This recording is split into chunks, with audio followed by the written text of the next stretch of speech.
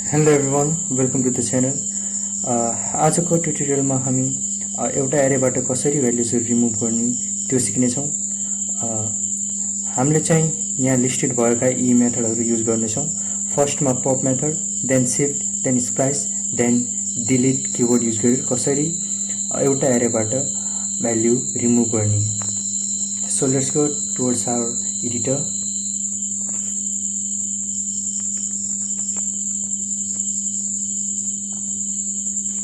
हामीले script file चाहिँ यसैमा लेख्छौँ है। मैले यहाँ अलरेडी एउटा एरे क्रिएट गरेर राखेको छु। नेमहरूको एरे, स्ट्रिङहरूको एरे, नेम्स भन्ने एउटा मैले एरे क्रिएट गरेको छु। अब यो एरेबाट हामीले भ्याल्युजहरू कसरी डिलिट गर्ने आज यही सिक्ने हो। So first of all pop मेथडको बारेमा जानौँ। पप मेथड एउटा एरेको यस्तो मेथड हो जसले के गर्छ, कुनै पनि एरेको लास्टको भ्यालुलाई त्यसले रिमुभ गरिदिन्छ, डिलिट गरिदिन्छ। अब पप मेथड कसरी युज गर्ने त, पहिला एरेको नेम लेख्ने, जुन एरे छ हाम्रो यो ट्युटोरियलमा एरे कुन छ, नेम्स छ, त्यही भएर नेम्स, देन डट युज गर्ने, then pop method keyword use गरेर प्यारेन्थेसिस दिने। मेथडमा प्यारेन्थेसिस हुनैपर्छ है। यति लेख्ने बित्तिकै हाम्रो के भयो त, अब नेम्स भन्ने जुन हाम्रो एरे छ त्यसबाट हाम्रो लास्ट भ्यालु डिलिट हुन्छ। हाम्रो एरेमा लास्ट भ्यालु के छ, जस्टिन। यो जस्टिन नाम के भयो, अब हाम्रो नेम्स भन्ने एरेबाट हट्यो। अब हाम्रो जुन नयाँ एरे बन्यो त्यो के भयो त, नेम्स, जसमा के छ त, दुईटा मात्रै भ्यालु हुन्छ, युनिक र अनिस। फर इक्जाम्पल मैले यदि नेम्सलाई कन्सोल डट गरेँ भने console.log our array names, if मैले यसलाई प्रिन्ट गराएँ भने हेर्नु नि त यसले केवल के दिन्छ त, युनिक र अनिस मात्रै प्रिन्ट गर्छ, किनभने जस्टिन अलरेडी डिलिट भएको छ, रिमुभ भएको छ। यो पप मेथडले त्यसलाई रिमुभ गरेको छ। मैले यसलाई सेभ गरेँ, यो फाइललाई सेभ गरेँ, देन index.html मा गएँ, देन मैले यसलाई एक्जिक्युट गरेँ, देन म कन्सोलमा गएँ by clicking here. Sorry, error आएछ।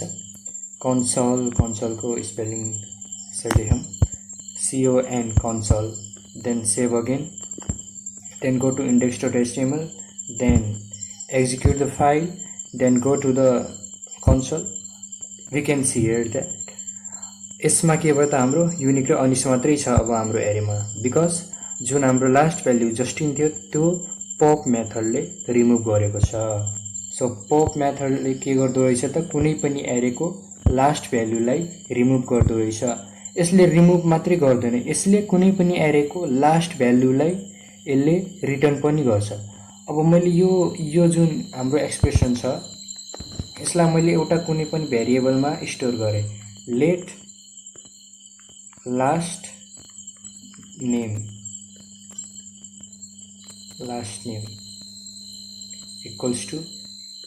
इक्वल्स मैले इफ यो नेम्स डट पप मेथडलाई लास्ट नेम भन्ने भेरिएबलमा एड गरेँ भने अब लास्ट नेमको भ्याल्यु जस्टिन हुन्छ।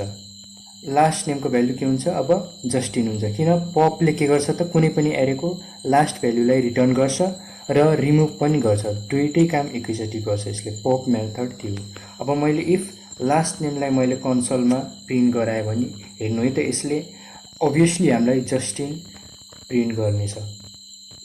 Done, save this file, index.html मा गए, then again execute the file, then go to the console. We can see here that Justin is printed, is displayed here. यसरी पपले रिमुभ गर्छ र एरेको लास्ट भ्याल्यु पनि त्यसले रिटर्न गर्छ। यो त भयो पप मेथड। अब नेक्स्ट चाहिँ हाम्रो शिफ्ट मेथड भन्ने छ।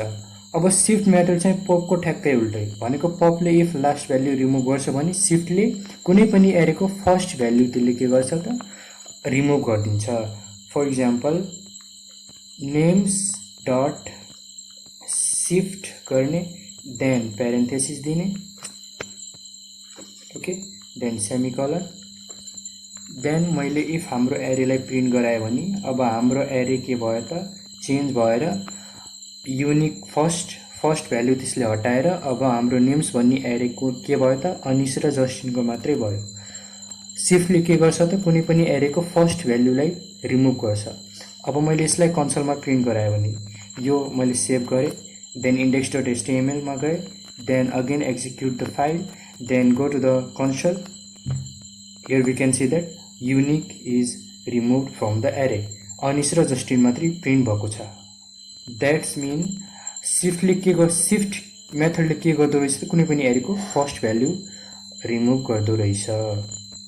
वाट इफ मलाई एउटा पर्टिकुलर भ्याल्यु रिमुभ गर्न छ, मतलब यो भ्याल्युहरू त हाम्रो इन्डेक्समा हुन्छन्।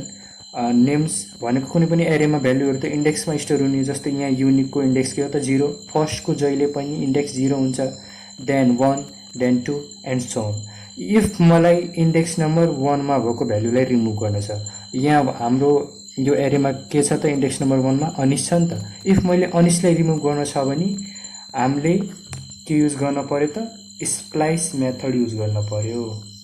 स्प्लाइस मेथड युज गरेर कुन भ्याल्यु रिटर्न, कुन भ्याल्यु तिमीले रिमुभ गर्ने हो त त्यसको यहाँ के दिनु पर्यो, इन्डेक्स नम्बर दिनु पर्यो। मैले अनिस भन्ने भ्याल्युलाई नेम्स एरेबाट रिमुभ गर्नु छ भने अनिसको इन्डेक्स यहाँ दिनु पर्यो। अनिसको इन्डेक्स के हो त यो 2 पोजिसनमा छ भने यसको इन्डेक्स 1 हुने भयो, किनभने इन्डेक्स 0 देखि स्टार्ट हुन्छ। 0 0 1 0 1 2 यो अनिसको इन्डेक्स यहाँ दिन पर्यो।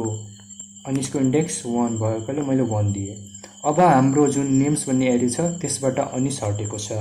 अब मैले फेरि यसलाई सेभ गरेँ, देन index.html मा गएँ, देन एक्जिक्युट गरेँ, देन कन्सोल गएँ, देन वी क्यान यहाँ हामीले युनिक प्रिन्ट भएको छ।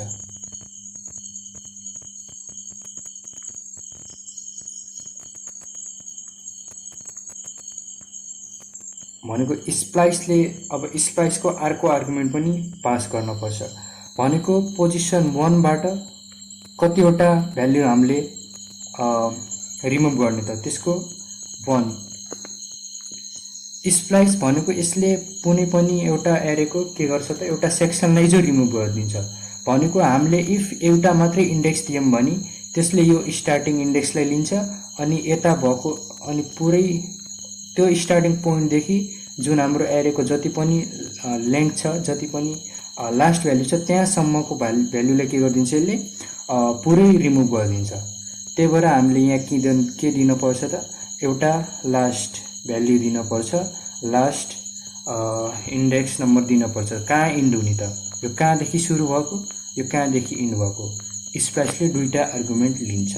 अब यसलाई हामीले प्रिन्ट गरायौं भने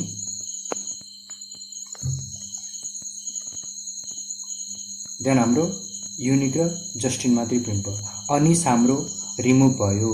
त्यो केले काम गरे त रिमुभ गर्न?